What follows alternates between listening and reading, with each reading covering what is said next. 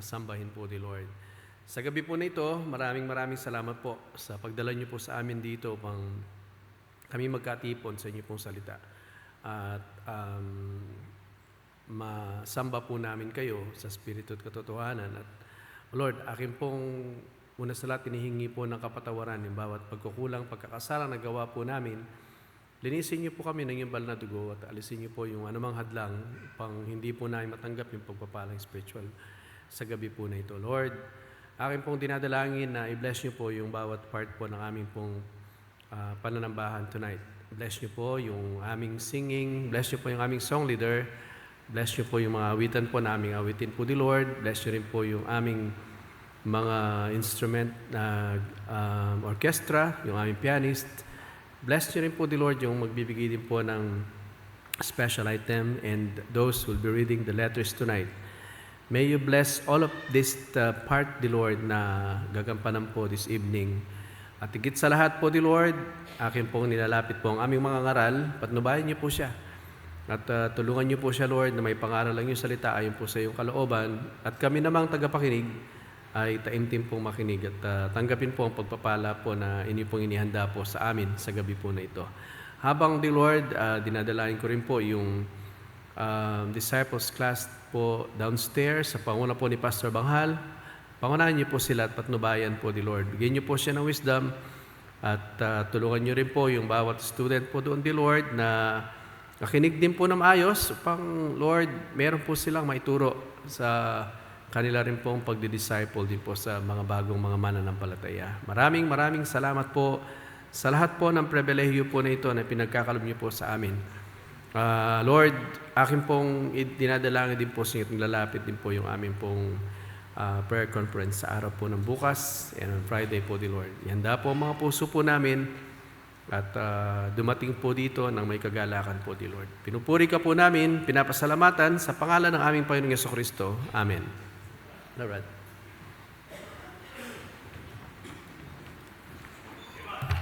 Good evening. Are you glad in this evening? Are you ready to sing and praising to the Lord? Amen? And let's sing a song, Revive Us Again.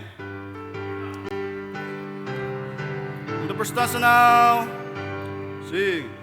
We praise Thee, O God, for the Son of Thy love, for Jesus who died and is now gone above. Hallelujah, Thine the glory. Hallelujah, amen. Hallelujah, Thine the glory. Revive us again. We praise Thee, O God, for the Spirit of life, who has shown us our Savior and scattered our light. Hallelujah, Thine the glory. Hallelujah, amen. Hallelujah, Thine the glory. Revive us again. All glory and praise to the Lamb that was slain. God, our sin and hallelujah, Thine the glory. Hallelujah, amen. Hallelujah, Thine the glory. Revive us again. Revive us again. Fill its heart with Thy love. May its soul be rekindled. Hallelujah, Thine the glory. Hallelujah, amen. Hallelujah, Thine the glory. Revive us again. Amen. And our next song, higher ground. Basta sa now, I'm pressing on the upward way. You wise, I'm gaining every day. Still praying as I onward bound. Lord, plant my feet on higher ground. Lord, lift me up and let me stand by faith on heaven's stable land. A higher plan that I have found. Lord, plant my feet on higher ground. My heart has still desire to stay. The dots arise.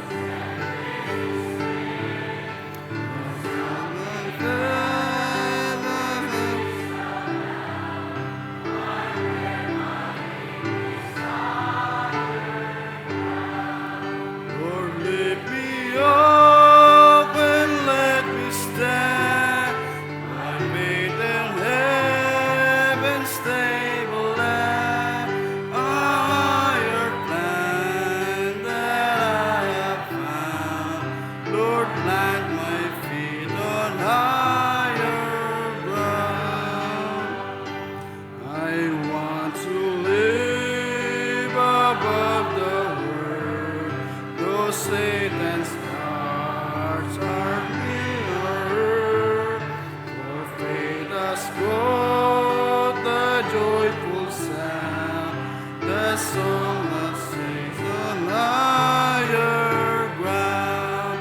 Lord, lift me up and let me stand.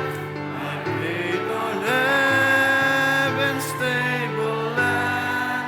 A higher plane that I have found. Uplift my higher ground. I want to scale the utmost high and cast a gleam of glory bright. But still I pray to live I found. Lord, let me on the higher ground. Lord, lift me up and let me stand. By faith on heaven's stable land. A higher plane that I have found. Lord, let me on higher ground. Thank you. May be seated. Okay, thank you for that wonderful singing. Magandang gabi po ulit sa bawat isa and welcome po sa ating po midweek service and prayer meeting. For our announcement na po, tomorrow, let us be excited of our prayer conference. Ano po, let us be here earlier. It would start at, I guess it's 6 p.m. Tama po ba? It's 6 p.m. So, let's be here earlier than 6. Ano po? Sana po ay makarating po tayo dito ng as early as we can. Ano po? And let us anticipate a blessing tomorrow. Ano po? As we have our prayer conference, we particularly po, yung prayer po natin po doon ay yung pong ating pong missions conference. Ano po? So that would be tomorrow at 6 p.m. and on Friday, pag-pray po natin yung ating guest speaker, Pastor Corato. Let's be also conclude him sa ating pong mga panalangin. Ano po? I don't know, probably wala mo ng outreach tomorrow, no, Sergeant? Okay, so wala muna tayong street evangelism tomorrow to give way for our prayer conference. Ano po? But in the morning, I guess meron pong mga ministries po sa mga barangay and on Friday, ganun din po.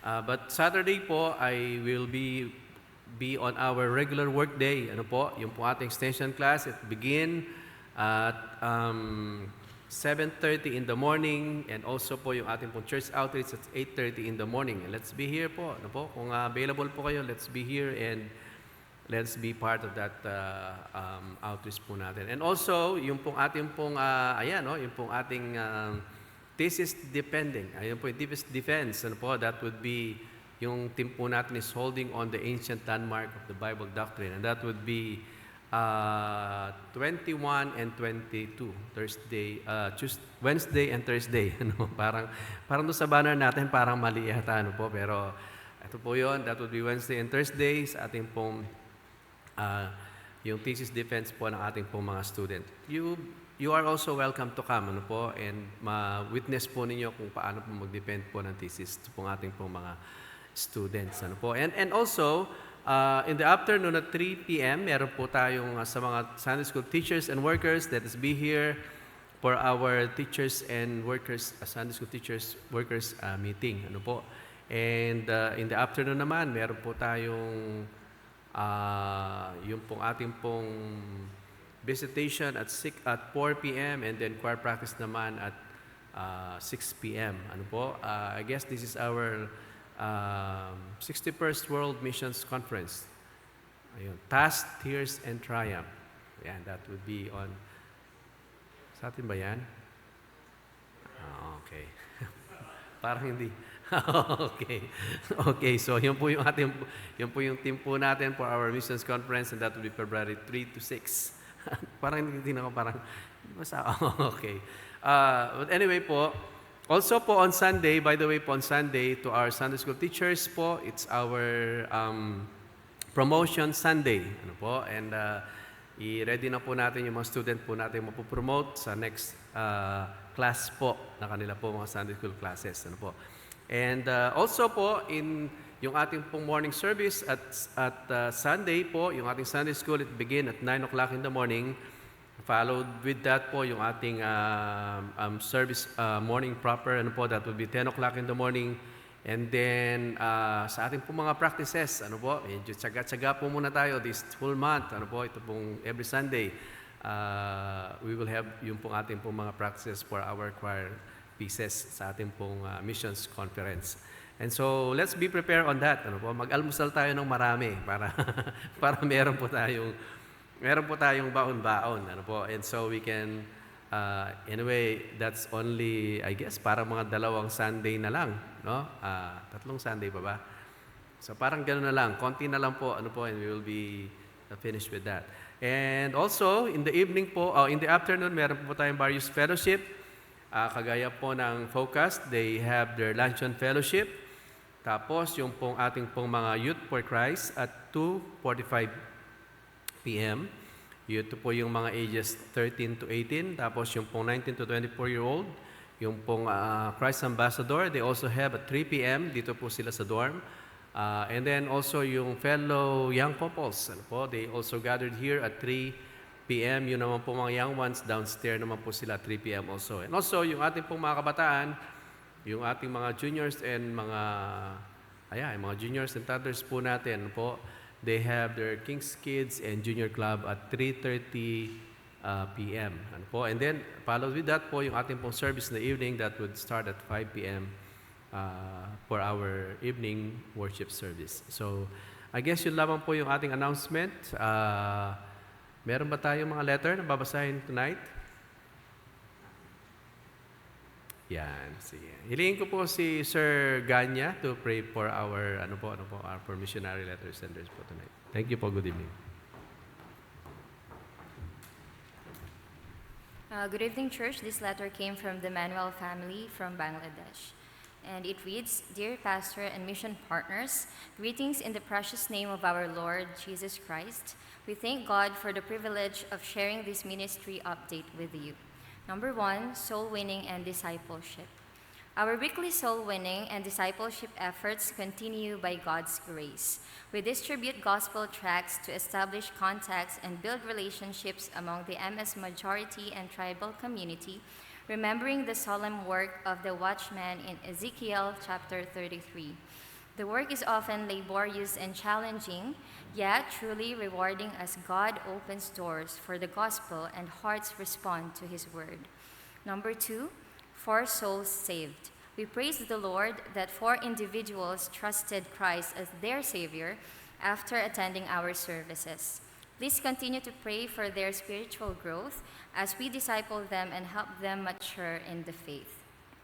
Number 3, baptisms. 2 believers joyfully follow the Lord in baptism in the first work. Several others were hindered by circumstances, but they remain eager and will be scheduled for baptism soon.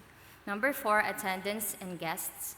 The Lord has blessed us with a noticeable increase in attendance. New guests join our services each week, some invited by new converts and others seeking hope during these uncertain times. Number 5, country situation. The national situation remains unstable, with protests, political tensions, and increasing persecution of believers. Yet, God has faithfully protected us. In every challenge, He continues to sustain and uphold His people. We thank God for your faithful prayers and support, which make this ministry possible. Please continue to intercede for our congregation, the new believers, and the safety of our church family. May the Lord continue to bless you abundantly for your partnership in spreading His gospel. Additional prayer requests. Number 1, funds for a piece of property for church and a graveyard. Number 2, God's direction and wisdom for Jonas Rafter Manuel. Sincerely yours, Brother June and Paz Manuel. Thank you.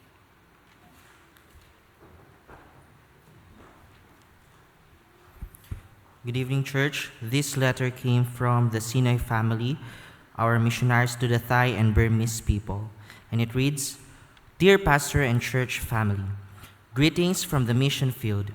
We would like to share with you what God has done here in His church for the third quarter of this year. For the last 3 months, God has done wonderful work for Gospel Baptist Church and Christian Baptist Church Wangfa. Both of our weekly services and other ministries are being used and blessed by God. Many first-time visitors had come to attend our services and got saved during our church invitation for salvation. Many of them are now coming back to our church service every week and now being taught to follow the Lord in water of baptism. Our Bible studies and soul-winning ministry are tremendously used by the Lord, winning the lost souls to Jesus Christ in weekly basis. I am grateful to God for opening a great door of opportunities for us and church people to get involved in such a great work for God. Please pray that we can bring these people to our church services as well. The other ministry that I enjoy doing daily is our public school ministry. I am thankful to God for opening the public schools, both Thai and Burmese, allowing us to come and preach the gospel to many children and teenagers. The most exciting part of the school ministry is seeing many students opening their heart and receive Jesus Christ as their personal Savior. Prayer request. Number 1, protection and good health for our family. Number 2, many more souls to be saved and brought to our church services. Number 3, education needs for our children. Number 4, we are praying and raising funds for our church lot. Thank you so much for faithfully partnering with us through your prayers and financial support. Your prayers and monthly supports are being used by God to make us stay longer here in the mission field where He called us to minister for Him.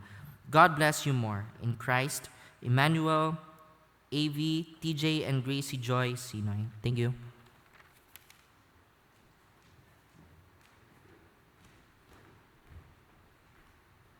Tayo po'y sumayong lahat, tayo po'y manalangin. Ang maraming Diyos ng dakila, makapangyarihan sa lahat, ay po'y sa iyo ba ng harapan, nagpapakumabal, malapit po, Panginoon. At nagpapasalamat, Panginoon, na sa buong maghapong ito, kami po'y iningatan mo, binigyan ng lakas, Panginoon. Kaya nagkaroon kami pagkataon na makarating sa lugar na ito, Panginoon. At sa oras pong ito, papasalamat po kami, Panginoon, sa mga katagumpayan na amin napakinggan mula sa mga liham ng iyong lingkod na ginagamit sa iba't iba't mga panig ng mundong ito, Panginoon. At salamat po, Panginoon, at patuloy kang kumikilos at patuloy namin dalangin, Panginoon, na patuloy ka rin milos dito sa aming bansa, Panginoon. Patuloy kang mangusap sa iglesyang ito, Panginoon, na mayroon pong isang institusyon na nagtuturo, Panginoon, ng magsalita ng ang kahalagahan ng kaluluwa, tumatawag, Panginoon, upang humayo at magpahayag ng salita sa ibang panig at labas ng bansang ito, Panginoon. At naniniwala po ko, Panginoon, na magpapatuloy ang iyong pagtawag, Panginoon, lalo na nalalapit na po ang aming 61st Mission Conference, Panginoon. Aming dalangin dakilang Diyos na sa panahong iyon, gamitin mo po yung aming main speaker, mga iba't ibang tagapagsalita upang mahamon ang mga anak mo na magsuko ng buhay upang ipahayag ang mga salita, Panginoon, hindi lamang po sa sa labas ng mundong ito, para maging sa bansang ito, Panginoon. Naniniwala po, Panginoon, na kailangan po nila, Panginoon, ng iyong salita. Kailangan po nila, Panginoong Jesus, na tagapagligtas.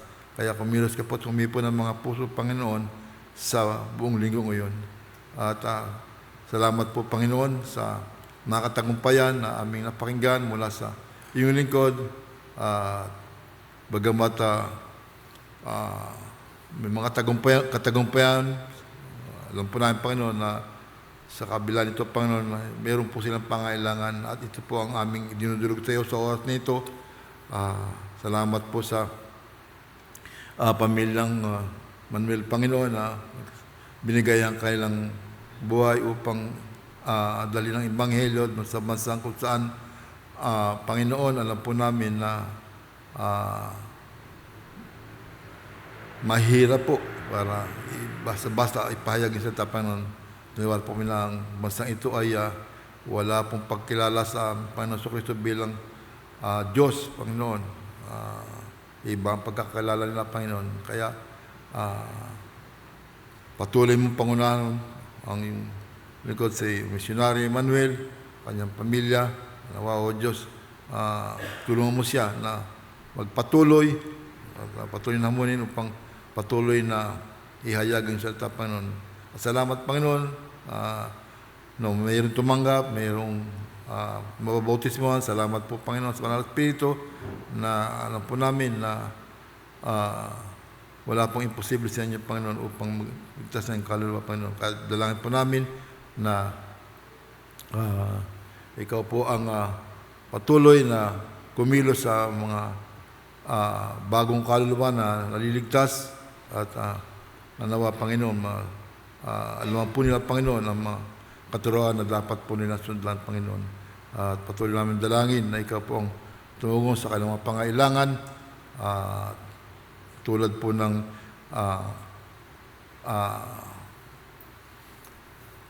lugar na kung saan ay maaari po sila makapagtayo ng iglesia, Panginoon, maging isang lugar na kung saan niniwala po, Panginoon, na hindi ko alam kung ano po ang kanyang intensyon sa graveyard nito. Niniwala ko, Panginoon Diyos, na ito ay pagkakaroon mo sa kanila, Panginoon. Kaya nawa, O Diyos, patuloy mo pong paggalabang kanilang mga pangailangan, maging mga pinansyal na kanilang pangailangan, Panginoon Diyos. Ikaw pong patuloy na mag-provide, pagkat ikaw lamang po ang kanilang sandigan, Panginoon, sa mga pagkataon ito. At patuloy din namin po pong nilalapit yung kanilang mga kalusugan o kung pabayaan na dapuan sila ng mga karamdaman, Panginoon, at nang hindi po mantala o balaan, Panginoon, ang iyong gawain na iniatang sa kanila, Panginoon. Kaya patuloy ka pong kumilos maging sa mga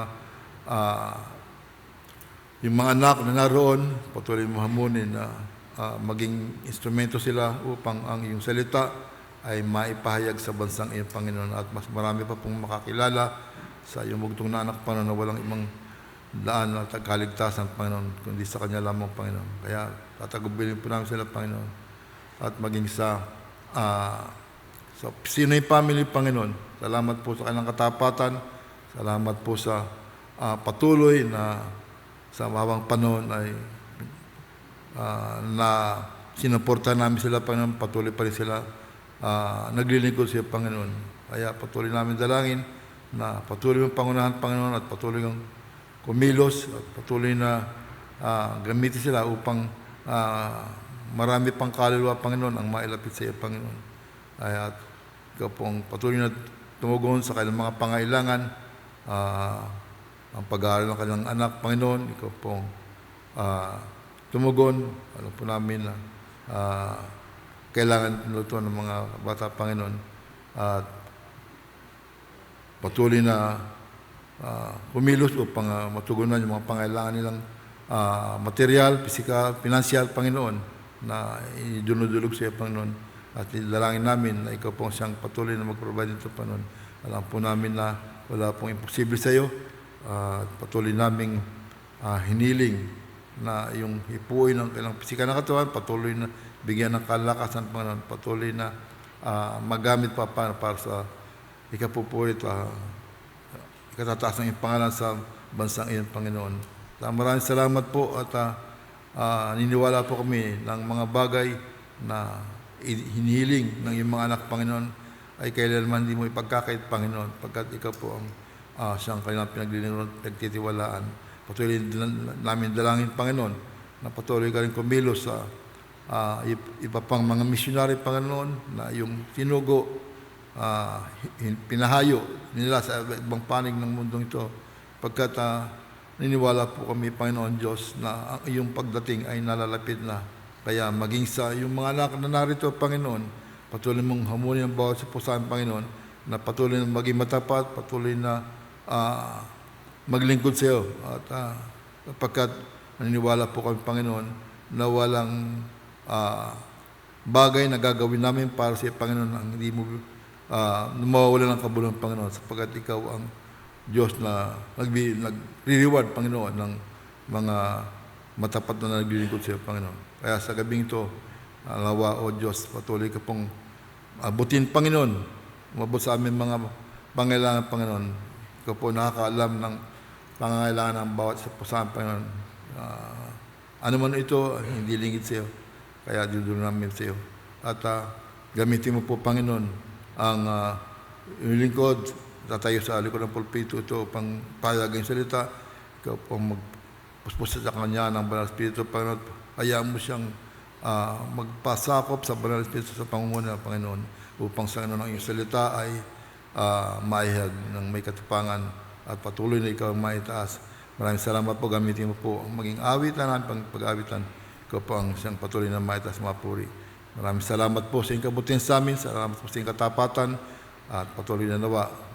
Puri ka, Panginoon, sa aming pananambahan lang sa gamito. Dalangin din po namin yung mga gawain sa ibaba. Ikaw po ang patuloy na nagbigay na katulad sa aming pastor. Maraming salamat po, Panginoon, at patuloy na dalangin din ng mga kapatiran po namin, Panginoon, na dumadanas ng karamdaman. Alam mo po kayong mga puso, naniniwala ko na nais po nila na makasama namin, Panginoon, makasama sa pananampalataya ito, bagamat nahadlangan sila ng karamdaman, Panginoon. Salamat din, Panginoon, sa mga may karamdaman na nakasama namin sa oras nito, Panginoon. Ikaw po nakakilala sa kanila, Panginoon. Salamat po sa kanilang katapatan. Patuloy kong dalangin. Ikaw po siyang humipo sa kanilang katawan upang patuloy na madama at makamit yung kagalingan. Pinupuri ka namin, pinapasalamat sa gabing ito, Panginoon. At ang lahat ng ito ay aking dinudulog, dinadalangin sa matamis na pangalan ng aming pong Panginoon sa Jesus. Amen. Maraming na po kayo po.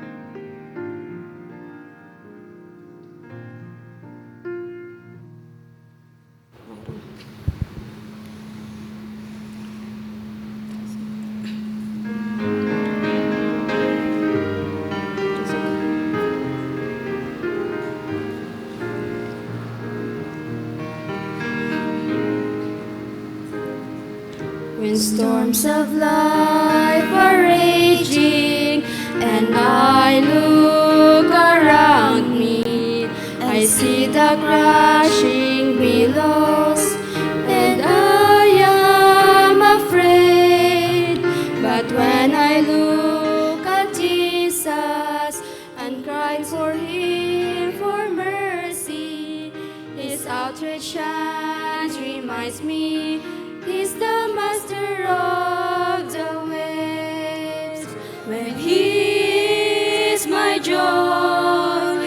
joy is unspeakable. When He is my strength, I can do all things. When He is my peace, it passes understanding. When Jesus is my song, I always have a reason to sing. Often I am tempted to seek for contentment in temporary pleasures this world offers today. But when I look at Jesus, again I am reminded the peace and joy He gives me, they will never pass away. When He is my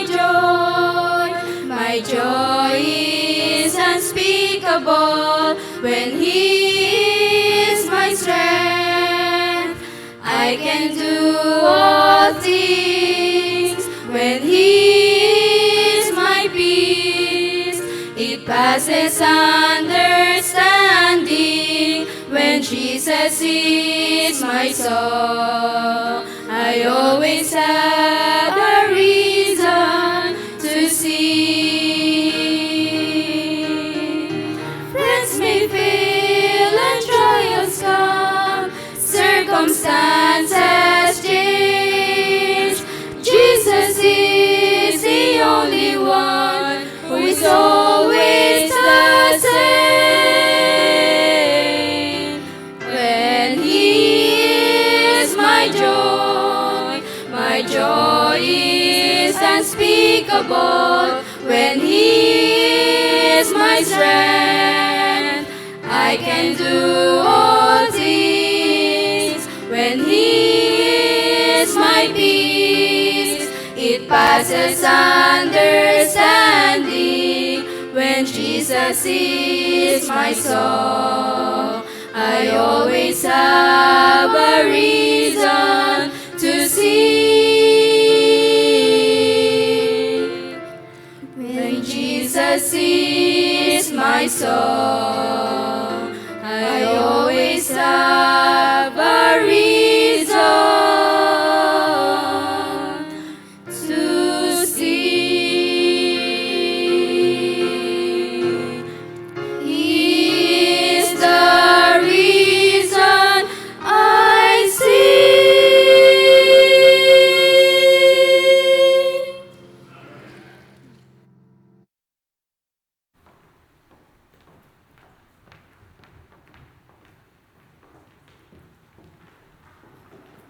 Hey, thank you for that special song. I guess na nakaredy na po yung bawat isa at tumanggap po ng pagpapala mula po sa salita ng Panginoon. And ang ating speaker ay ready na rin.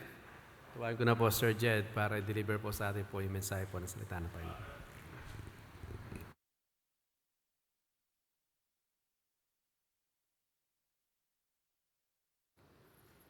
Hello, ayan. Good evening po.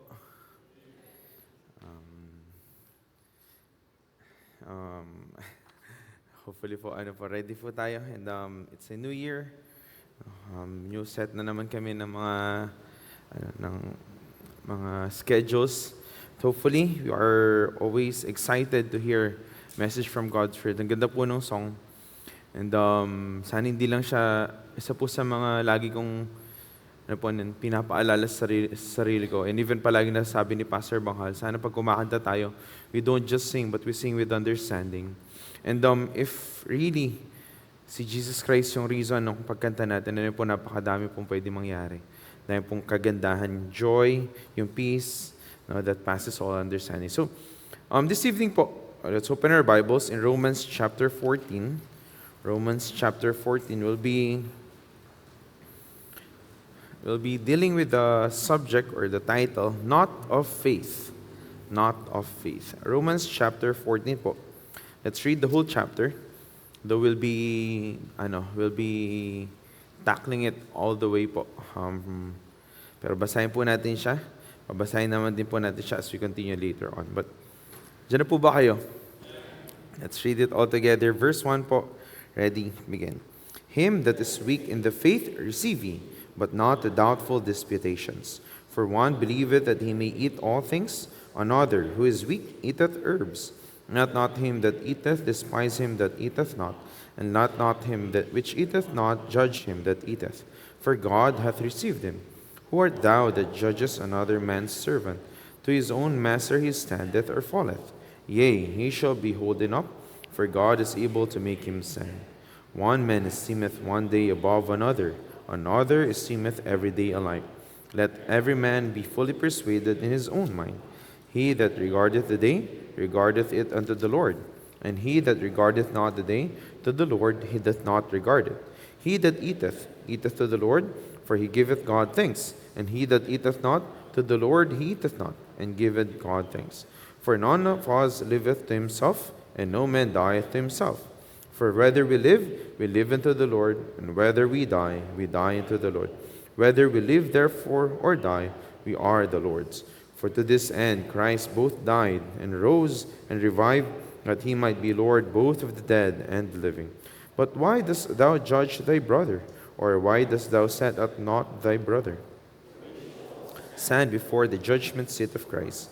For it is written, As I live, saith the Lord, every knee shall bow to me, and every tongue shall confess to God. So then every one of us shall give account of himself to God. Let us not therefore judge one another anymore, but judge this rather, that no man put a stumbling block or an occasion to fall in his brother's way. I know, and am persuaded by the Lord Jesus, that there is nothing unclean of itself, but to him that esteemeth anything to be unclean, to him it is unclean. But if thy brother be grieved with thy meat, now walkest thou not charitably? Destroy not him with thy meat, for whom Christ died. Let not then your good be evil spoken of. For the kingdom of God is not meat and drink, but righteousness and peace and joy in the Holy Ghost. For he that in these things serveth Christ is acceptable to God and approved of men. Let us therefore follow after the things which make for peace, and things wherewith one may edify another. For meat destroy not the work of God.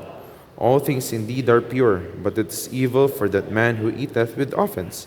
It is good neither to eat flesh, nor to drink wine, or anything whereby thy brother stumbleth, or is offended, or is made weak. Hast thou faith? Have it to thyself before God. Happy is he that condemneth not himself in the thing which he alloweth. And he that doubteth is damned if he eat, because he eateth not of faith. For whatsoever is not of faith is sin.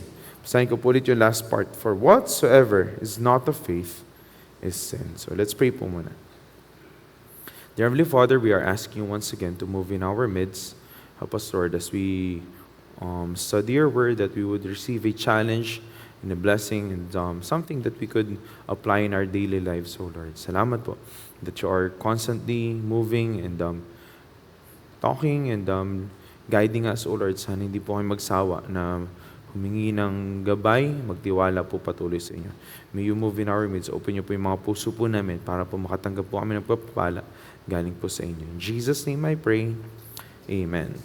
Title of our message is Not of Faith. Actually, verse 23 po talaga yung tumatak sa akin, but because of, syempre naturuan po kami sa Bible school that we are supposed to study the context of the passage, hindi lang yung one phrase or one verse. So I had to study it and then, medyo malalim po pala. So hopefully you'll bear with me. We won't take too long. I don't think so. 2 pages lang po, pero medyo madami po yung words. Pero hopefully po, mag-enjoy po tayo because we'll be hearing from God's word. But, You know, Jesus constantly taught that we ought to develop a childlike faith. And this is something na sadly, madami sa atin sometimes nakakaligtaan na as we go on through our Christian life. Yung childlike faith, yung attitude na talagang nagtitiwala lang tayo lagi sa Panginoon. Now, how wonderful was that portion of our lives where we were just constantly relying and trusting God with everything. No? Di ko lang kung madami ba sa atin na experience talaga yun. Yung talagang, ang sarap ng feeling na parang, of course, there are doubts, no? Kasi syempre tao tayo, pero parang patuloy lang lagi na, Lord, alam ko, ikaw yung kikilos eh. Alam ko, ikaw yung gagawa sa amin dito. Yung parang, even though hindi mo alam yung mangyari, pero nandun yung pananampalataya mo lang lagi sa Panginoon. And where we believe everything will be all right because we have God by our side. Yung ganun pong pakiramdam. The question, how about now? Do you still feel the same way? Or maybe the question, have you ever felt that way? Na-experience mo na ba yun? As we continue with our Christian lives, most of the time we tend to drift away. Lumalayo po tayo from that childlike faith. And we are going back to our old nature na, where we act not of faith but of our own strength. Talagang gagawin natin yung mga bagay-bagay sa sarili nating lakas. And so, today po here, we'll be seeing some aspects in our lives where we tend to forget God and act without faith. And hopefully, I'm not here to attack anybody. But as I was studying it, ako mismo tinamaan. So, most likely tatamaan po tayong lahat sa message po na to.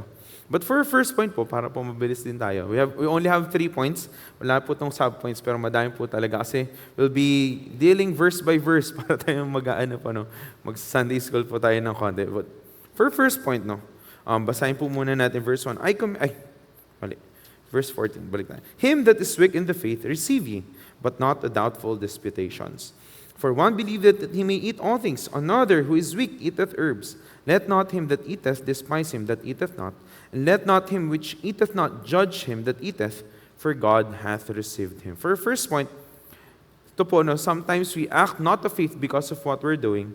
We judge others, judging others, based on our own perception and not God's. We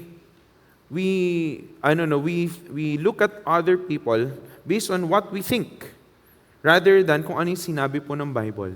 And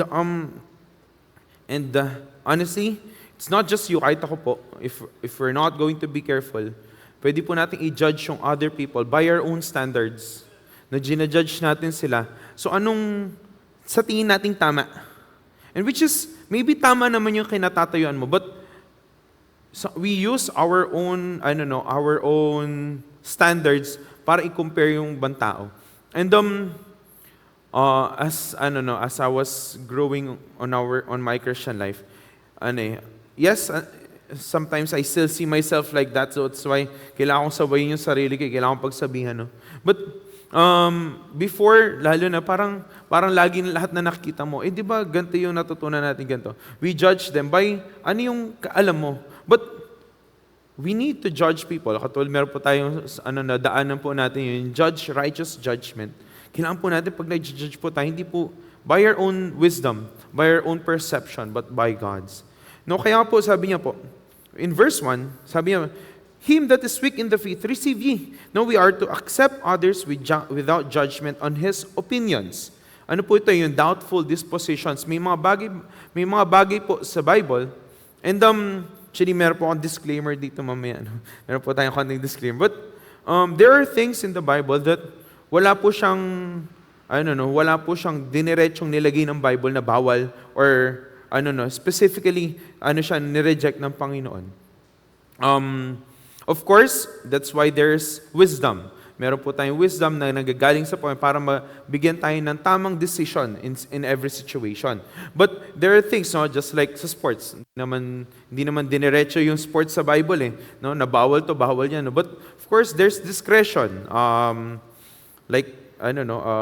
ko sa mga nagsiswimming ng sports, meron bang nagsiswimming sports?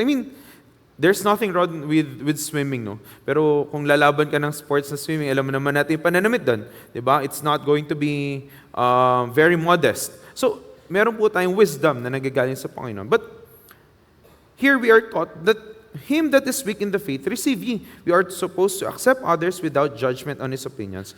Because why? In verse 2, for one believeth that he may eat all things, another who is weak eateth herbs. So there's a division. There's two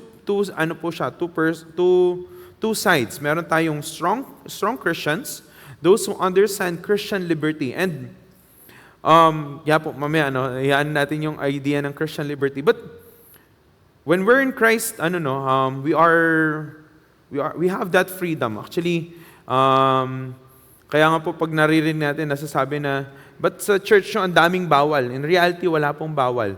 Yes, ano po siya, no? Pag-aaral mo sa Bible, of course, madaming bawal, but it's your own relationship sa Panginoon.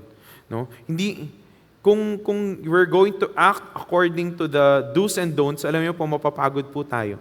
Magsasama po tayo dito sa church. Kasi po, just like yung mga Israelites, they lived according to the do's and don'ts. Kaya po nangyari, pag nagkaroon ng problema, lalayo sila sa Panginoon. Same way with us, pag tayo po, we lived by the do's and don'ts, yung mga bawal yan, pwede to, bawal yan. Yung po mapapagod lang po tayo. That's why, alam po, in reality, there is Christian liberty. Now, in Acts chapter 10, in regarding po dito sa food, in Acts chapter 10, para lang po meron po tayo, meron na pong, meron pong nabanggit po about sa food. In Acts chapter 10, sabi niya verse 14, but Peter said, not so, Lord, for I have never eaten anything that is common or clean. And the voice spake to him again the second time, what God hath cleansed, that call not thou unclean. Ito po yung sinabi ng Panginoon. So, yung Panginoon, pag siya, it's been blessed by God, call not thou unclean. So, during this time, meron po kasing, syempre, meron pong, meron mga Jewish Christians sa mga bago sa pananampalataya, meron mga Roman Christians, so nagsasama po sila, magkakasama po sila during that time, and nagkakaroon ng mga disputations. Bawal kasi yan, ito pwede yan. And so, there are strong or matured Christians who understands Christian liberty, but there are still, ang considered, galing po nga dito, ang considered na weak Christians dito, those are strict. Ito yung mga parang stricto, yung parang legalist, no? Ito yung sinabi ng ito yung sinabi ng law, no? So, they are weak because they are still observing ceremonial laws. They believe that food offered to idols are not. Kaya ang ginagawa nila, they eat herbs only.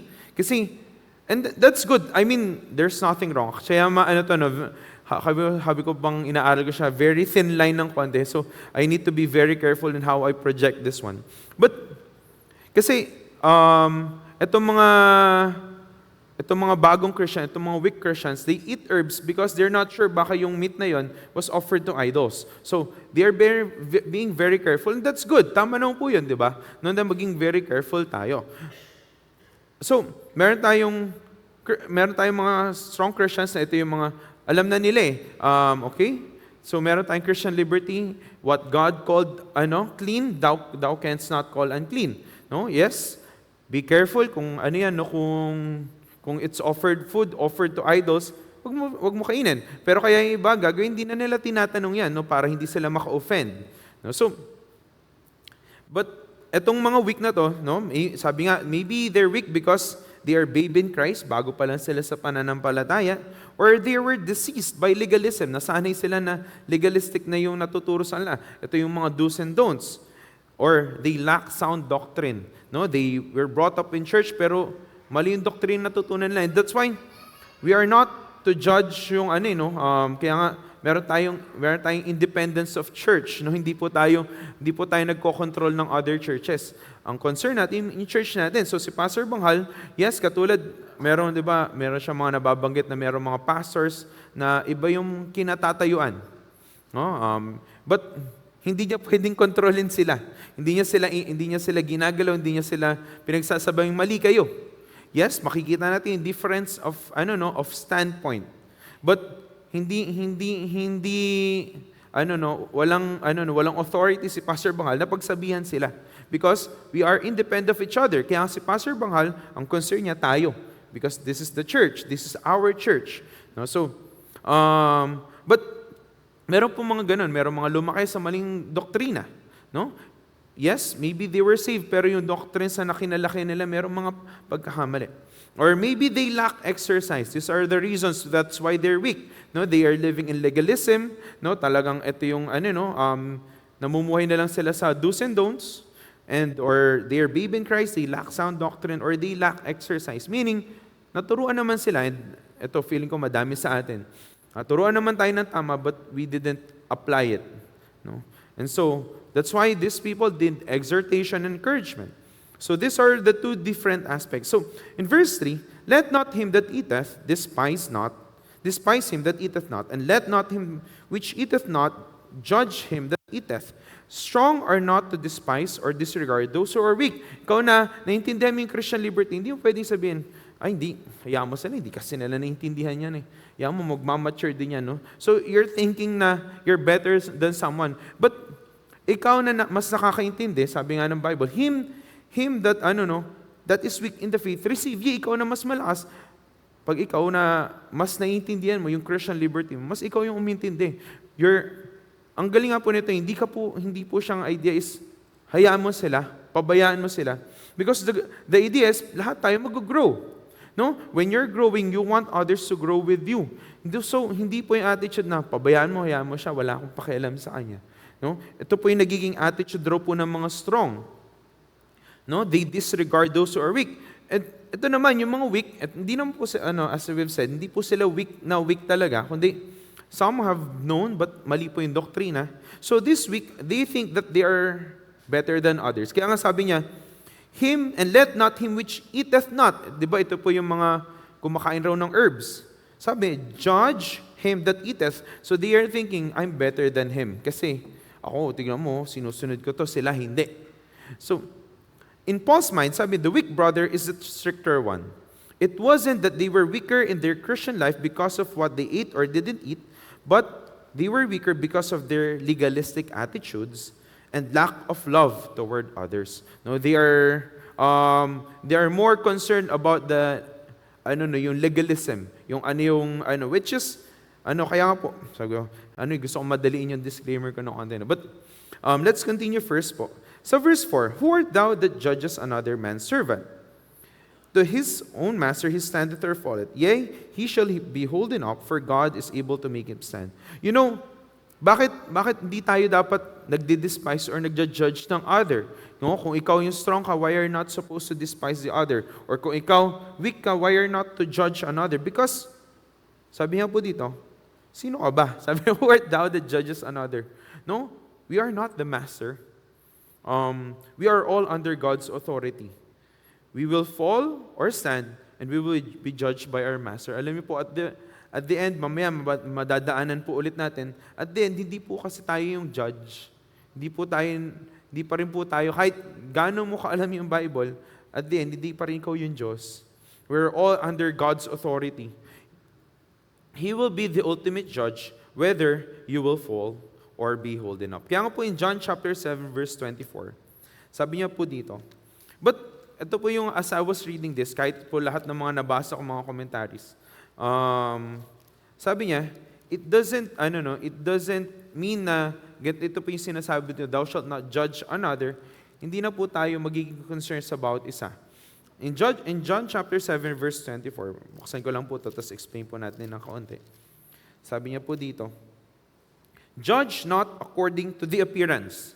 So we're not to judge according to our own perception, but judge righteous judgment. And how do we judge righteous judgment? Ngayon po, there's only one way to judge righteously, when we judge according to God's Word. Kaya po, meron pong rebukes, meron pong mga corrections, pero hindi po dapat nagagaling yan sa sarili mong perception. Nagagaling yan sa Bible. Kaya nga po ang open rebuke, hindi po yan yung meron kang nakitang pagkakamali lang sa hindi mo lang gusto, nire-rebuke mo na. Kundi, use the wisdom of God's Word. Kasi hindi po tayo yung magaling. Hindi po tayo yung tama, kundi po yung salita po ng Diyos. And so, kaya nga po actually, as I was writing, ito po yung this message is not a free pass. Hindi po siya, nasabi naman pala, we have Christian liberty, so I can do what we want. No, it's not a free pass to do whatever we like. It is not for us para meron tayong counter-argument, no? Para sa may someone na nag-rebuke sa atin. No, sa mga nakita sa Bible yan, no? Baka gano'n na yung gawin natin. No? Nakahanap ka ng dahil na message na huwag ka basta-basta nagja-judge. No? So ngayon, wala kang karapatan para i-judge ako. No? So pakita mo muna sa akin sa Bible bago mo sabihin yan. No? We are not to have counter-argument from corrections or rebukes from authorities and other believers. They are placed by God, yung mga authorities natin, in that position, they are placed in that position to guide us. And as long as they are being used by God and are using godly, righteous judgment, we are to submit to their God-given authority. No, and kaya nga po, yes, there are a lot of yung mga hindi siya specific na bawal yan, pwede yan. No, pero kaya nga po, meron tayong mga counselors, yung Panginoon nag-a-appoint siya ng mga authorities natin for us to have wisdom. Yes, at the end of the day, ikaw pa rin yung magdi-decide.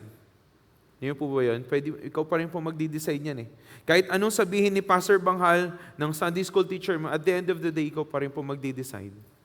No? So, and at the end of the day, ikaw pa rin po yung ma-judge according to your actions.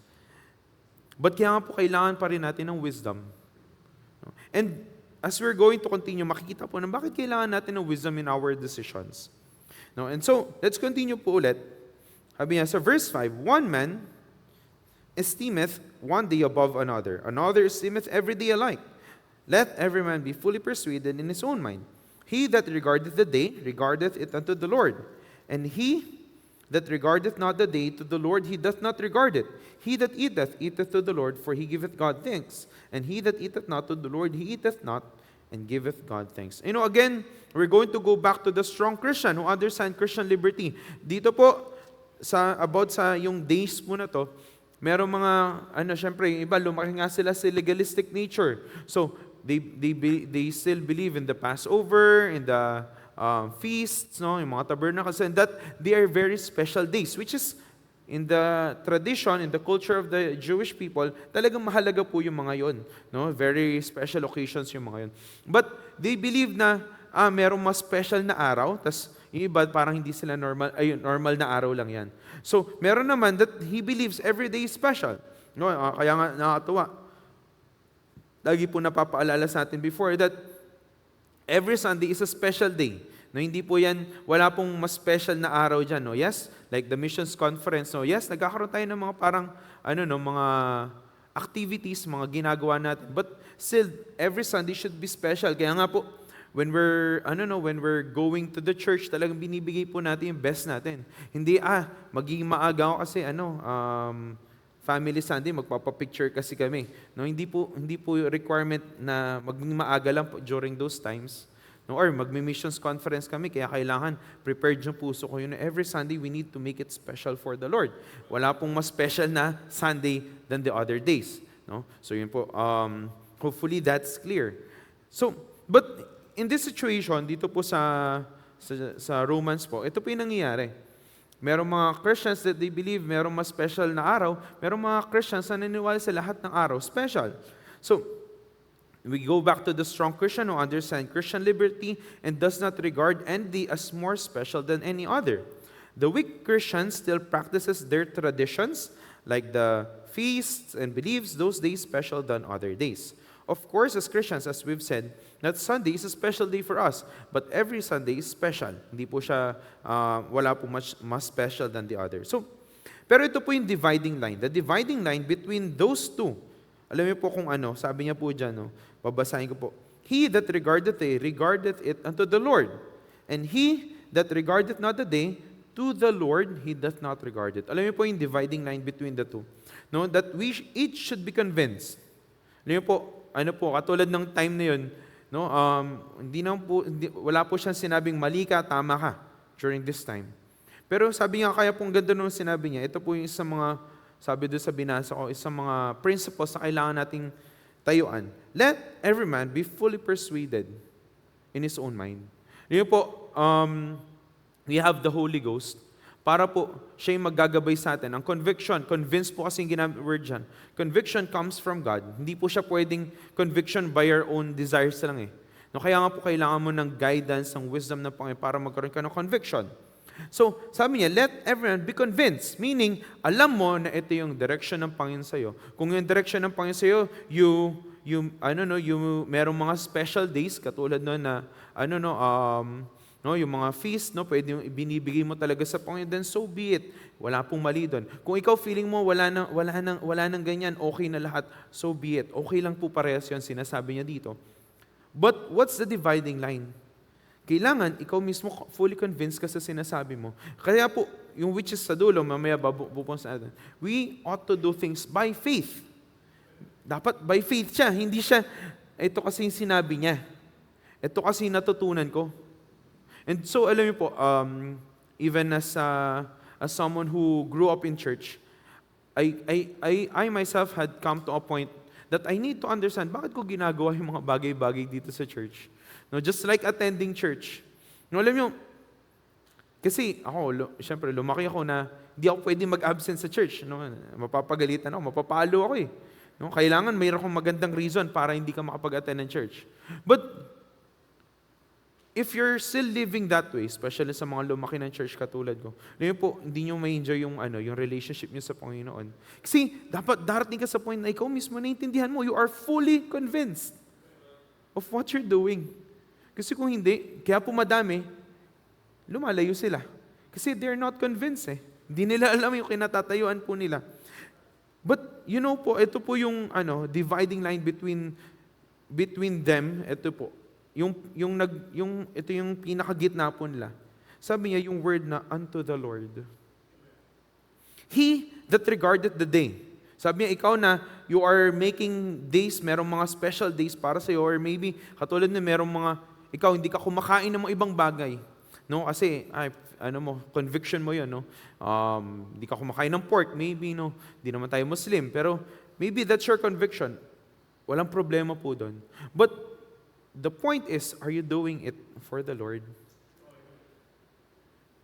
Sabi niyo, what he that regardeth day regardeth unto the Lord. Okay lang yun, basta you're doing it for the Lord. He that regardeth not the day, to the Lord, he doth not regard. Ginagawa niya yun para sa Panginoon. He that eateth, eateth to the Lord, for he giveth God thanks. And he that eateth not, ikaw naman na hindi kumakain. To the Lord, he eateth not, and giveth God thanks. So parehas lang po. Ang dividing line po natin, ang pinakapunot dulo dapat is, are you doing it for the Lord?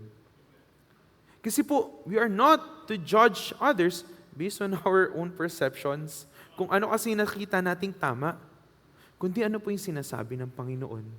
Alam po, bakit? Kasi kung tayo yung nagja-judge, kaya po, madami pong division, madami pong nagiging problema. Kasi, we act like we're better than others. Mas magaling ako sa'yo. Hindi na, yes, maybe tama naman yung sinasabi mo. But kung you are showing that ikaw yung tama, hindi yung Bible yung tama, that's wrong. Because you're supposed to do it for the Lord. Hindi po para sa atin. Hindi po para pakita na mas magaling lang tayo. Kaya pong galing ng niya, no? And ito po, bago po ako magpatuloy ulit, alam niyo po, the Christian life, lagi ko pong nababanggit sa mga, sa mga devotions ko, sa mga, na-sharean ko. The Christian life is not, it's not yung corporal, meaning sama-sama. It's a personal thing. Alam niyo po, hindi pwedeng ako yung magsabi sa'yo na mali ka, tama kay. Ikaw mismo po yan. Kaya nga po meron tayong preaching. Sa preaching, hindi po tayo dito nagsasabi, dinidiretso natin, ikaw Nathan, ganito gawin mo ha. Hindi tayo nandito para mandiretso ng tao. We are sharing ano yung sinabi ng Bible, and we are wanting na yung nakikinig siya mismo, maintindihan niya, ma-receive niya yung message galing sa Panginoon, hindi galing po sa tao, hindi dahil pinamukha sa kanya, dahil dinikdik siya. No? Dahil meron akong alam na story kay Nathan, so ang gagawin ko, pupuntahan ko yung message na yun, tapos doon ko papaano sa kanya, no? Ibibira sa kanya. Hindi po ganun. Because the purpose of the message is to challenge us. And ikaw, because of your relationship with Christ, ikaw po mismo mag-a-act. Kaya nga po, you do it, are you doing it unto the Lord? Ang galing po, no? Kaya po, babalik po tayo, second point na po tayo. Ito po, sometimes we do not do this with faith. Living life for ourselves without regard for God. We live life para sa sarili lang natin. And we don't think about God. Hindi natin naiisip yung Panginoon. Kaya nga po, what's the weightier matter? In verse 7 to 9, balik muna pula tayo. Nagja-jump ako. In verse 7 po, sabi niya, for none of us liveth to himself, and no man dieth to himself. Sabi niya po, for whether we live unto the Lord, and whether we die unto the Lord. Whether we live, therefore, or die, we are the Lord's. For to this end, Christ both died and rose and revived, that He might be Lord both of the dead and of the living. We are not to live on our own. In 1 Corinthians chapter 6, verse 20, sabi po doon, sabi sa 1 Corinthians 6:20, for ye are bought with a price, therefore glorify God in your body, in your spirit, which are God's. We are the Lord's. He experienced He experienced death and resurrection so that He might have victory over death. In 1 Corinthians 15, yung Panginoon, He had victory over death and ultimately be the Lord over the dead and the living. Tapos tayo, isipin natin tayo yung mas magaling sa Panginoon. We don't regard God in everything that we do. Kaya po, ganda nung song kanino, the reason I sing. What's the reason why you're doing this? Is it really for the Lord? Is it unto the Lord? Or have we lived life? We've been, 2 centuries na, 2,000 kasi. Millennium na pala, 2 millennium na. 2026 na po tayo. And many have lived for their own selves. But ikaw, ako, we're saying that we believe Christ, we accepted Christ as our Savior. Paano kaya natin pinamumuhay yung buhay natin? Same pa rin po ba? Katulad ng dati. In verse 10 po, tuloy po natin. By why? But, sabi niya po, so, ito po yung Panginoon, He is the Master, He is the Lord. Sabi niya po, we are, pagmamayari po tayo, we are bought with a price. In verse 10, binalik niya po, but why dost thou judge thy brother? Or why dost thou set at naught thy brother? Who we are to think we are better than the others. At the end of the day, we are all going to be judged by the same judge. One who looks not just in our actions, but in our hearts. And so, meron nung sino ba yun? Isang man po nakausap ko about sa yung Christian liberty nga, yes, we have that liberty, to do whatever we want. But there's a limit. There should be control. Kaya po meron pong salita po ng Diyos. Ito po yung nag-guide sa Christian liberty natin. At the end of the day, kahit ano po, meron po kayong mga pwedeng gawin na pwede kong sabihin, mali yun . From my perspective, that might be wrong. Maybe yung actions mo, yung decisions mo, from my perspective, might be wrong. Pero kung ginawa mo yan sa Panginoon, alam mo, kaya po napakahalaga ng verse 5, let every man be fully persuaded. Alam mo, dapat sigurado ka sa ginagawa mo. Kailangan yung relationship mo sa Panginoon, it's so secure. Hindi po dapat to sa sarili mong galing . Kaya nga po, fully persuaded. Kasi alam mo, ito yung direction ng Panginoon sa'yo. Alam mo po, yun po yung kailangan when making decisions. So, because at the end of the day, hindi po kasi ako i-judge para sa buhay ng ibang tao. I'm going to be judged by my own actions. Yung Panginoon, i-reveal niya kung ano yung actions ko, ano yung nasa puso ko, hindi ano yung nasa puso ng iba. I remember, paano kaya yun sa judgment seat of Christ, Sabay-sabay kaya tayo na makikita yung mga natin. Nagiging discussion, syempre pag sa Bible school, kung ano discussion pwede mangyari dyan . So, isang sa mga discussion namin nun, pag sa, sa judgment seat of Christ, makikita ko kaya yung, kanyari, kay Nathan, kasi, makikita ko kaya yung, yung nangyayari sa kanya, sabi ko na, tingnan mo si Nathan, yung puso niya during that time, mali, pwede kaya yun. Kaso nga, sabi nga ganun, maybe pwede na magsama-sama, pero, hindi mo papansin yung iba Papansin mo yung sa'yo kasi makikita mo yung sarili mo, Makikita mo na, Lord, mali pa rin yung puso ko during that time. So, you won't care kung gaano kasama yung katabi mo. Kasi titignan mo yung sarili mo, ipapakita ang Panginoon yung puso mo.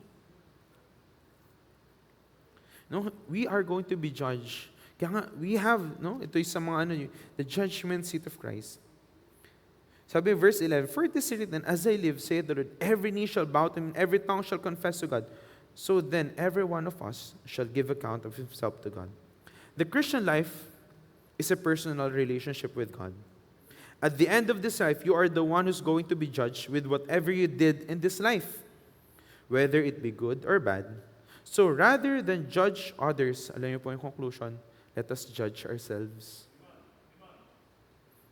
Kaya nga po, as I've said, this message is not for you to find meron kang magiging pangsagot sa iba. It's for us to check upon ourselves. Tingnan mo. Nasan ba ako? Am I that strong Christian na, hey, yan mo na, wala na akong pakialam. I'm disregarding others kasi feeling ko I'm okay na ako eh. Wala na akong, hindi ko na sa kailangan pakialam. Or maybe you're that weak Christian that still lives in that legalistic attitude na, mali na naman siya. Ay, kaya mas better ako sa kanya kasi tignan mo siya, ganito yung ginagawa niyo. No, it's not for me to sabihin, ikaw yung ganun ka eh, ikaw strong Christian ka na nagdi-disregard, ikaw weak Christian. Hindi. I'm here to check upon myself. I'm here to judge myself. Kasi bakit? Every one of us shall give account of himself. We're not going to give account of other selves. Yung ibang tao. Yes, meron tayong mga messages about, di ba, katulad ng sa Genesis, yung KK, and my brother's keeper, we ought to be very much concerned with each other. Totoo naman po yun, dapat maging concerned tayo sa isa't isa. But, yung concern po na yun, hindi po siya, hindi dapat nag-intercede yung judgment natin, na mas better kasi tayo, kaya tayo nag-concern. No. Kaya nga po, ang attitude lagi is, katulad pag sinasabi, nakatawa po palagi nababanggit ni Pastor Banghal, pag meron siyang mga nakikita mga pastors na nag-fall by the wayside, hindi po siya nagsabi, itong mga pastor kasi na to, ganito, hindi. Lagi siyang tinitignan niya rin yung sarili niya. No? Yes, hindi niya i-condone, hindi niya hahayaan na mangyari yun, na okay lang yun. Siyempre, kailangan mong pag mali is mali. Pero hindi siya nandun para sabihin, I'm better than that. Palagi siyang babalik, Lord, ingatan mo ako. Kasi kung siya nga, pastor na siya, nangyari sa kanya, how much more ako rin? So, ganun din po tayo. Hindi po tayo na dito para, mas magaling kasi ako sa kanya. Mas maayos kasi yung relasyon ko sa Panginoon kaysa sa kanya, no.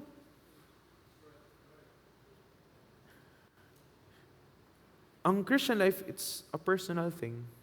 Just like yung mga bata, ako natatawa ako sa pamangkin ko po, nagagamitin yung pamangkin ko, si Teo, pati si Aldwin. Si Aldwin galing na magsalita eh. Si Teo lagi kong niloloko. Teo, ano ba yan? Di ka marunong magsalita. Magsalita ka. Hindi kita, niloloko siya. Pag nag-ano lang siya yung mumble ng words. Hindi. Gusto ko sabihin. But, hindi ko pwedeng sabihin, mas magaling to, mas magaling siya. Hindi. Meron silang sarili-sariling levels. Meron silang time na mag-grupo sila pare-parehas. So I'm not the judge. Right now, I'm not here to judge anybody. But just as I was judging myself, as I was doing this message, ganun din po sana mangyari. Na ikaw mismo, tignan mo, nasan ka kaya during this time? Ano kayang sitwasyon mo sa buhay? Are you living life for yourselves without regard for God? And then, ito po, third point, insisting on our own liberty rather than Christ's love. Insisting on our own liberty rather than Christ's love. Alam po, verse 13. Sabi niya, let us not, alam po, after po ng mga nasabi niya, ito po yung conclusion niya. Let us not, therefore, judge one another anymore. Ito po yung naging conclusion niya. But judge this rather, that no man put a stumbling block or an occasion to fall in his brother's way. Alam po, as he was writing this, ang naging conclusion niya, naging ending niya, stop na natin yung pag-judge sa iba, but judge is rather, tignan mo yung sarili mo. Ito po yung sinasabi, balikan mo yung sarili mo. Are you putting an occasion, or a stumbling block to fall in your brother's way? What's the weightier matter? Checking our lives if our actions and insistence on personal liberty are causing others to move away from God or closer to Him. You know, sabi nga meron po akong nakita, we might stumble or cause other brother to fall into ways. Ano po yun? We can discourage or beat them down through our legalism against them. Sinasabi natin, mali ka, tama, ito yung tama, mali yung ginagawa mo. Pwede mong sabihin, or, ano po yun, yung other side, yun yung mga weak Christians, dahil sa sobrang legalistic nila, sinasabi nila, mali ka, so madi-discourage yung kapwa niya. Or, we can do it by enticing them to sin through unwise use of our liberty. Ito naman yung other side, yung strong namang Christian. Dahil masyado niyang in-insist yung Christian liberty niya. Na-entice niya, nasama niya yung kapatiran niya na gumawa ng mali. Si Dad, meron siyang kawork na Baptist, no? Lagi niya nagagamit na, ang gamit kasi nung kawork niya is, meron naman tayong freedom in Christ, no? Kaya nagpatattoo siya, no? So, di ba? Meron tayong verse diretso na sa Bible kaya hindi po natin ginagawa yun. But still, tama naman, may idea siyang Christian liberty. Wala namang papalo sa kanya sa ginawa niya. But because you insisted on that, anong mangyari? Baka meron kang mahikayat, no? Na isang bagong Kristiyano. So sila rin, ginaya yung ginawa mo. Kaya nga, verse 14, tuloy tayo sa verse 14.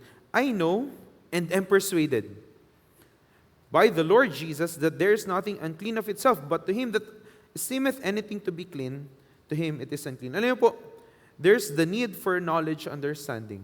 I know, sabi niya dito, and am persuaded. Naintindihan niya, alam niya, may knowledge siya, and naintindihan niya. Then comes wisdom. The need, kaya po kailangan yung need for personal growth. Alam niyo po, hindi lang po pwedeng madami lang tayong alam. Kailangan naintindihan po natin yan. Hindi lang pwedeng gawa lang tayo ng gawa. Alam natin gawin to, alam natin gawin yan. But we don't understand why we're doing them. No? Bakit ka kaya nasa church? Ba't ka nag-a-attend ng church? Naintindihan mo ba yung reason mo? Ba't ka nagpe-pray? Maybe you've known before what's the reason of prayer. Pero right now, hindi mo na naintindihan. Kaya, mamaya, as we continue, natin yung lang siya, nagiging routine na lang. Kasi bakit di mo na siya naintindihan eh? Alam mo, nag-pray ka, gumising ka ng umaga, alam mo, magpe-pray ka. Pero naging ritual na lang siya. Kasi hindi mo na siya naintindihan. You have got the knowledge but without the understanding. Walang kwenta po yun. Kaya nga, the need for personal growth. No? Alam mo po, yung word na esteem there, sabi niya po dito is, verse 14, no? But to him that esteemeth, you regard, you think about anything unclean. Kaya po napakalaga yung minds natin eh. Kasi, kailangan you are persuaded. No? Sigurado ka. Kasi, sabi nyo, to him that esteemeth, you regard, you think about anything is unclean, isipin mo talaga unclean yan eh. No? That's the power of the mind. Pero tuloy po natin, sabi niya sa verse 15, But if thy brother be grieved with thy meat, now walkest thou not charitably? Destroy not him with thy meat, for whom Christ. If someone is grieved or pained by something you are doing, let us walk with love. Ito po, papasok na po tayo. Sometimes we insist on our own liberty rather than Christ's love. Mas gusto nating pakita na, hindi, wala ka, decision ko naman tama naman to sa Panginoon. Kahit gaano katama yan, kung it's causing someone else to stumble. No? Ang sabi niya doon sa mga strong, sa mga naniniwala sa Christian liberty, let's be very careful how we insist, how we use our Christian liberty. Kasi sabi niya, galing, kaya ang ganda ng wording niya, sabi niya, but if thy brother be grieved, no? Diba, ikaw, kumakain ka ng meat, you have that Christian liberty to eat anything. Pero yung meron kang kapatiran na parang na-offend siya doon. Now walkest thou not charitably? Hindi ka ba pwedeng maglakad ng may pagmamahal? Sabi mo, destroy not him with thy meat. Kasi maybe, if you're not going to be careful, because you insist on your personal liberty, na-offend siya, nalayo siya sa Panginoon. No? Sabi mo, ang ganyan, destroy not him with thy meat. Isip mo, napakasimpleng bagay lang, mamaya bababad sa, sa verse, verse 20, for meat, destroy not the work of God eh. Hindi naman yung kasi yung meat yun eh, yung attitude po kasi yun. how we insist on what we want. No, kaya papasok diyan yung pride. No? Ito ako eh. Alam mo, mas madami nga akong alam sa iyo eh. Oh, hindi mo nga naiintindihan. You insist on what you think is right. And maybe that's true. Tama naman din. Pwede naman talaga. But if it's causing somebody else, no, na na-offend na siya, nag-grieve na siya sa ginagawa mo, walkest thou not charitably? Wala ka bang pagmamahal? Sabi niya, destroy not him with thy meat, for whom Christ died. Isipin mo, no? God gave Himself for him. Kaya nga, hindi po tayo nandito para to stomp down, no? Kung meron tayong kapatiran na fall, na saktan, hindi tayo nandito para lalo silang dikdikin. We are here to show love. And sometimes, I don't know, it's hard, I understand. Kasi we want to insist on what's right and what's wrong eh. Tama naman po yun eh. And isa nga po sinunod ko dito, if there's something wrong, it should be dealt with. Tama naman yun. But it should be dealt with love. Meron pa rin po magmamahal. Kasi ang goal natin, it's not to cause someone na malayo siya sa Panginoon. Even yung excommunication, no, meron tayong mga tinatanggal sa church, the goal is not for them para malayo talaga sila sa Panginoon. Kaya nga sabi doon, hahayaan natin sa Satan na kumilos sa kanila. Baka at the end, dahil pag kumilos sa Satan sa kanila, babalik pa rin sila sa Panginoon. Ang ultimate goal, mabalik sila sa Panginoon eh. Kasi isipin mo, no, ako, personally po, no, di ba, sa mga nagso-soul winning, how hard it is to mentor, to disciple somebody. No, pupuntahin mo weekly, tataguan ka minsan taon, 3 years, 4 years, aabutin para lang makita mo talaga siyang lumago, magamit siya sa church. Tapos because we insisted on our Christian liberty, mawawala sila sa Panginoon. Makikita mo yung pinaghirapan, pinagpray ng kapwa mo, ng brother mo para malapit siya sa Panginoon dahil lang you're not careful with what you think is right, malalayo siya sa Panginoon. No, and most especially, dahil sa hindi ka naging careful, it's someone whom Christ died for. Meaning, minahal ng Panginoon yan eh. Tapos ikaw hindi mo kayang pakita yung pagmamahal mo. You insist on what you think is right. Verse 16 po, let not then your good be evil spoken of. If we use our freedom in Christ to destroy or put down another, our good can be evil spoken of. Kahit gaano katama yan, kung ginagamit natin yan para maka-offend ng someone else, then your good would be evil spoken of. If you are doing the right thing in the wrong way, it will be still deemed as wrong. No, just like the rebuke, discipline. Tama naman, pag merong mali, i-rebuke natin eh. Discipline natin, tama po yun.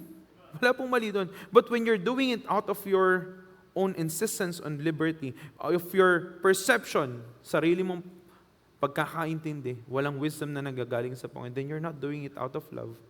And kaya, talagang malalayo sila sa Panginoon. Kasi hindi mo siya ginawa out of love eh.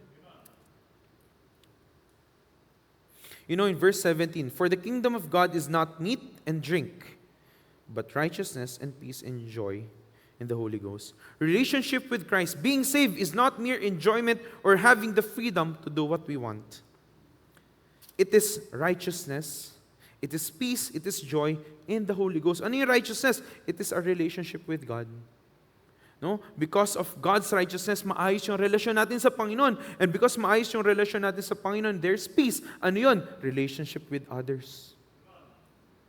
Okay din yung relationship. And because okay yung relationship with others, there's joy. Ano yun?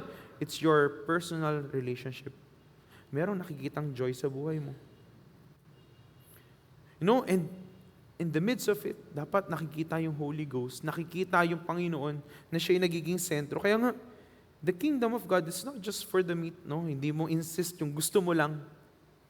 But righteousness and peace and joy in the Holy Ghost. For he that in these things, verse 18, serveth Christ is acceptable to God and approved. You know, for when our actions are acceptable before God, it would be acceptable before man. Yes, not all would agree. But people would know if your actions were truly for the Lord. Which is why, even if some people won't agree with you, they would respect you. Kasi bakit? Alam nila, malalaman nila na yung ginagawa mo, kahit minsan, baka ma-offend ka dun sa ginawa niya, pero alam mo, ginawa niya para sa Panginoon. Eventually, makikita mo, re-respeto mo pa rin siya. Maybe hindi ka agree, mali para sa'yo, mali yung, hindi mo gusto yung ginawa niya. Pero still, when you know it's from the Lord, you would respect it. Verse 19, medyo po ako ng konti. Verse 19 po tayo. Kaya nga po, verse 19, let us therefore, ito po, meron naman siyang conclusion after po ng let us therefore follow after the things which make for peace, and things wherewith one may edify another. The main concern, of course, hindi tayo dito katulad ng yung church na, sige, okay lang lahat na mangyari, no? Walang discipline. Hindi po natin gustong klaseng church na ganun. Pero gusto natin yung church natin that even with discipline, meron pa rin nakikitang pagmamahalan. Let us choose things that would bring peace. Choices that would edify and encourage rather than put down another. Of course, where there is sin, pag may sin, wala pong peace mangyayari. Kaya po kailangan natin i-deal yung sin. Sin needs to be dealt with. This passage is not talking about sin that had to be dealt with. It's talking about matters where, it's not clearly specified directly in the Bible. Where we are given the privilege to use the God-given wisdom and understanding in certain situations. For example, yung food nga. Actually, meron isa, katulad yung mga bagay na pagmamano. Merong mga believers hindi sila naniniwala doon. May mga believers naniniwala doon. But we're not here to judge one another. Mali ka, tama ka.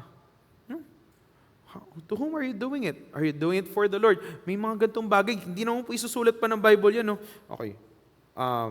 Mas magaling pag hindi ka nagmano. Hindi na po sasabihin ng Bible yun. Kaya we need godly wisdom. Tama? But even if, if you think you're right, pag nakita mo yung kasama mo, ginagawa yun, and he's doing it for the Lord, who are you to judge? Ito po yung sinasabi niya. You're not here to insist on what you believe is right. You are here to follow. Kaya nga, let's choose, sabi niya doon, let us follow after the things which make for peace. The ultimate goal is, dapat tulong-tulong tayo dito eh. And there are weightier things that should be dealt with. Kaya nga, itong mga, small things, and sometimes, ang church na di-destroy, not because of the major doctrines but itong mga simple bagay na hindi natin nagkakasundo lang. And we insist on what we think is right. Tapos nagkaka-offendan. And doon nagsisimula.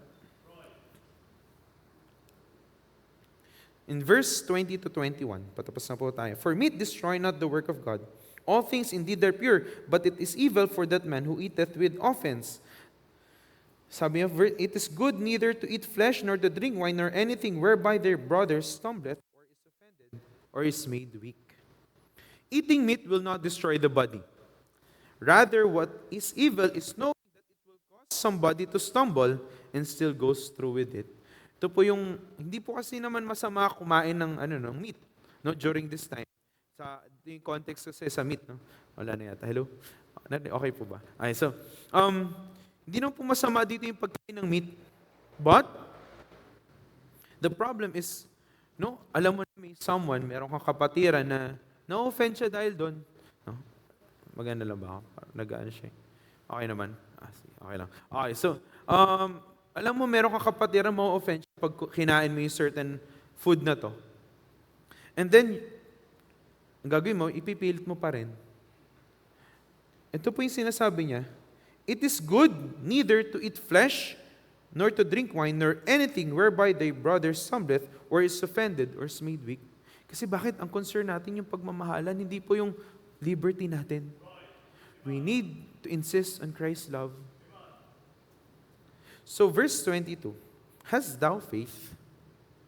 Do you have faith?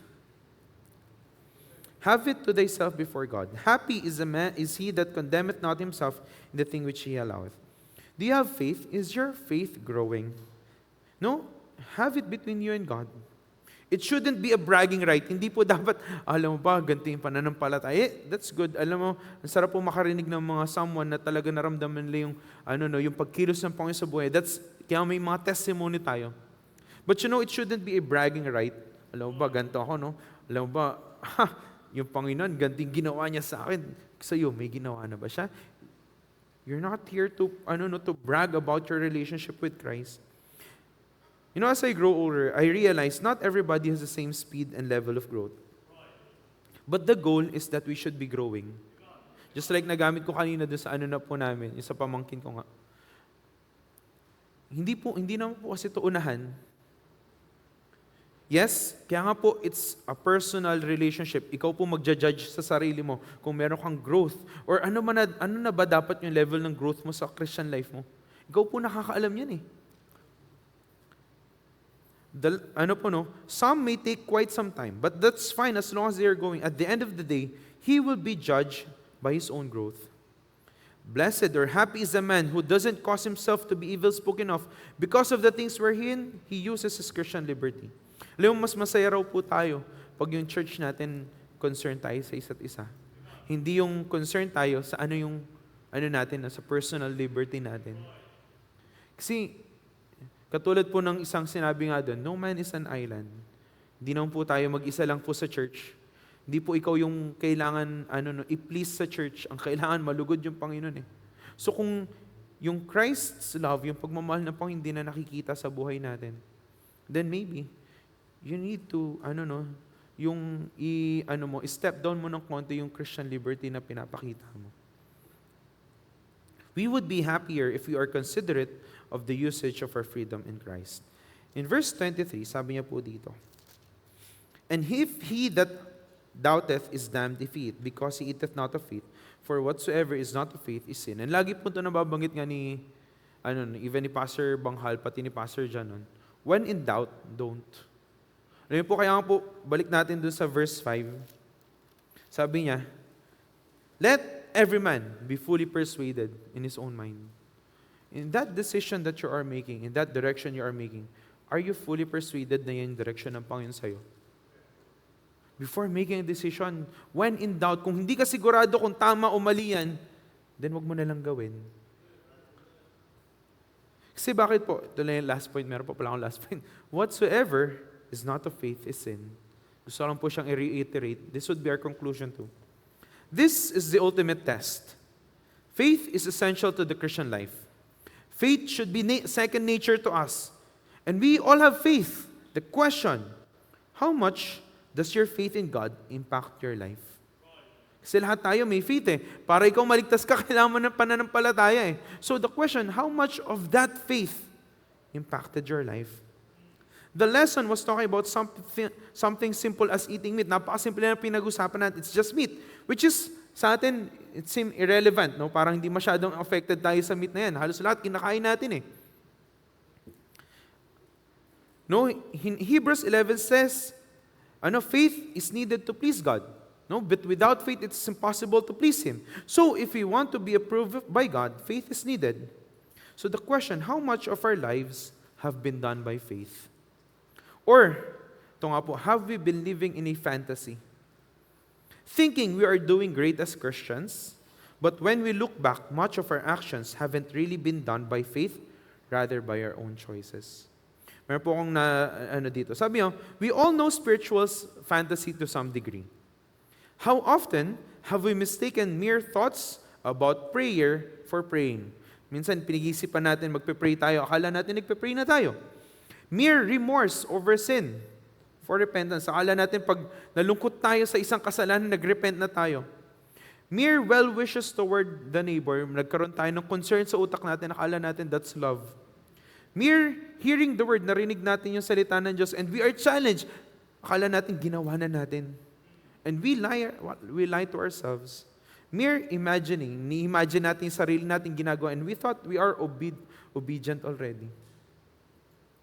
You know, napakalaga, we do it by faith. Ito po yung ultimate test.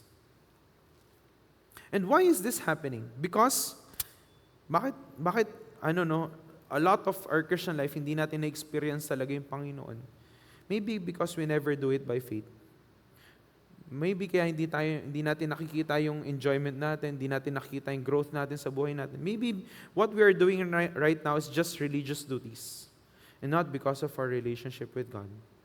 You know, as I've said, I don't know what's in your heart. I know mine. Alam ko yung nasa puso ko. And you know, I had to stop and check myself talagang, Lord, am I doing this by faith? No, I can stand up here, I can preach a good message, but I can do it without faith. No, kaya nga, question ko nun, am I doing my service for the Lord with faith? Or baka wala ng pananampalataya? I'm acting not of faith. You know, as I've said, hindi ko po alam yung laman ng puso niyo, but ikaw yan. What's your relationship with God right now? Do you know, no, you've been living your life? Can you look back na alam mo yung faith ng Panginoon, yung kumikilos sa buhay mo? Just a personal testimony. It was 2023, December ng 2023. When I had to, rewire myself, kailangan kong ibuksan yung sarili ko ulit, no? It was a lesson about Judas. Sa Sunday school, na-share ko kay Pastor nun. And I really had a struggle during that time. Because I had to check back, Lord, yung mga decisions ko ba, am I just like Judas? Na, I've been groomed in the church, I know what's right and what's wrong. Pero Lord, I chose this because this is the easiest option, the best option for me, rather than ito yung direction mo sa buhay ko. Lord, have I really done this by faith? And pasalamat ako yung Panginoon, ni-reveal niya naman sa akin. But you know, ikaw yan, kailangan mong gawin yun. Kailangan mo ikaw mismo magkaroon ka ng personal relationship sa Panginoon. Alam mo, yung ginagawa mo, it's by faith. Kasi bakit? Basahin po natin huli. For whatsoever is not of faith is sin. You know, nandito ka na, nag-attend ka na ng church. Nagka-choir ka, member ka na ng church. Nasa Bible school ka. No? Maybe you're Sunday school teacher. But as you look back, hindi mo pala siya ginawa by faith. Alam mo, you're just sinning. Isipin mo yun, no? Ang lungkot ng ganung buhay. You thought you were doing right. You thought you were doing okay. But because you didn't do it by faith, all of those are sin sa harapan ng Panginoon. Let's pray po. Dear Heavenly Father, we've received a message once again from you. Lord, kumilos po kayo. I don't know ano pong nilalaman ng bawat isa. I'm not the judge. Lord, kayo po magre-reveal po nito. Sabi niyo po sa inyong salita, judge niyo po kami. Every one of us shall give account of ourselves. And Lord, help us. Help me, O Lord. Sana, Lord, di ko po insist yung personal liberty ko over Christ's love. Lord, tulungan niyo po na sana po, if we're going to look back in our lives, in what had happened throughout those years, O Lord, sana makikita namin that we acted by faith. Kasi Lord, kung hindi po namin, we are just wasting our time. Kaya po Lord, linisin niyo po kami, kumilos po kayo sa bawat isa po sa amin. Lord, kung meron po mga bagay na alam namin pagkakamali, help us Lord, na sana po isurrender po ito, ayusin po namin. Salamat po kami na pwede po namin baguhin ito. Kaya Lord, kumilos po kayo sa bawat isa po sa amin sa oras po ito. In Jesus' name I pray. Amen. Request ko po everybody to stand up and call ko po si Sir Jun para sa ating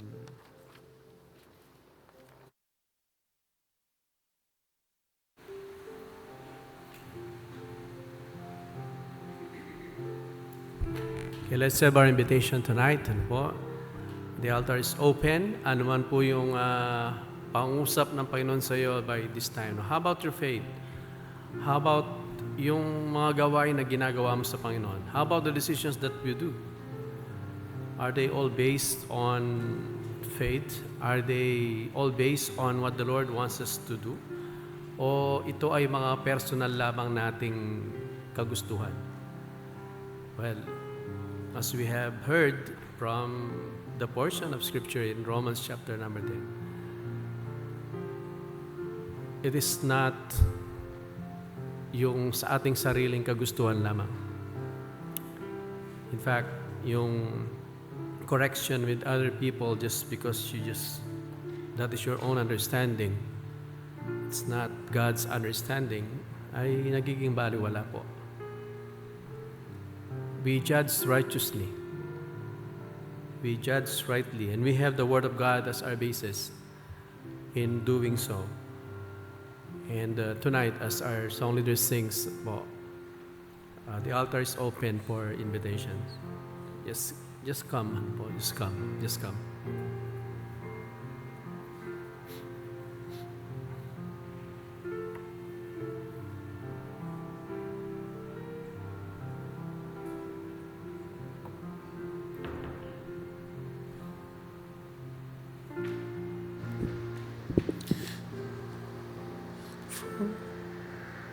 Search me, O God, and know my heart today. Try me, O Savior, know my thoughts, I pray. See if there be some wicked way in me. Cleanse me from every sin and set me free. Let's sing with our song leader. I praise thee, Lord, for cleansing me from sin. Fulfill thy word and make me pure within. Fill me with fire